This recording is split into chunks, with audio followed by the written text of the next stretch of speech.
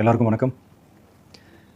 இந்திய அரசியல் சாசனம் நம்ம தமிழ்நாட்டில் இருக்கிற எல்லாருக்குமே கொடுத்துருக்கிற உரிமையில் ரொம்ப ரொம்ப முக்கியமானது ஓட்டிங் ரைட், வாக்குரிமை.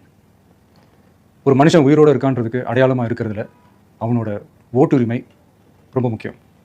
அதனால தான் voting is not only our right but also our life. ஒரு முக்கியமான விஷயத்தை பற்றி இப்போ நான் உங்ககிட்ட நான் ஷேர் பண்ண போகிறேன். இது நான் ஃபஸ்ட்டு கேள்விப்பட்ட உடனே எனக்கே ரொம்ப ஷாக்கிங்காக தான் இருந்தது. இப்போ நான் பேசிகிட்டு இருக்கிற இந்த நேரத்தில் தமிழ்நாட்டில் இருக்கிற நம்ம யாருக்குமே ஓட்டு போடுற உரிமையே இல்லைன்னு சொன்னால் நம்புவீங்களா? நான் நீங்கள் உட்பட யாருக்குமே அது இல்லை. நான் பயமுறுத்துறேன்னு நினைக்காதீங்க, அதுதான் நிஜமும் கூட. கொஞ்சம் ஏமாந்தால் நம்மள மாதிரியே இன்னும் லட்சக்கணக்கான பேருக்கும் இதே நிலைமை தான். ஓட்டு போடுற அந்த உரிமையே இல்லாத மாதிரி ஒரு நிலைமை வந்தாலும் வரலாம். இதுக்கு மெயின் ரீசன் அந்த எஸ்ஐஆர், ஸ்பெஷல் இன்டென்சிவ் ரிவிஷன், சிறப்பு தீவிர திருத்தம். இப்போது இந்த எஸ்ஐஆர் நம்ம தமிழ்நாட்டில் எப்படி ஒர்க் ஆக போகுது? கடந்த ஜனவரி மாதம் எடுத்த அந்த கணக்கெடுப்பில் 6,36,00,000 வாக்காளர்கள் நம்ம தமிழ்நாட்டில் இருக்கிறாங்க. ஆனால் அவங்க யாருக்குமே இந்த ஓட்டு போடுற உரிமையே இல்லை. அந்த பிஎல்ஓன்னு சொல்லுவாங்க, பூத் லெவல் ஆஃபீஸர்ஸ், வாக்குச்சாவடி நிலை அலுவலர். அவங்க தான் வீடு வீடாக போய் அந்த ஃபார்மை கொடுப்பாங்க. அதை நம்ம ஃபில்அப் பண்ணி கொடுக்கணும்.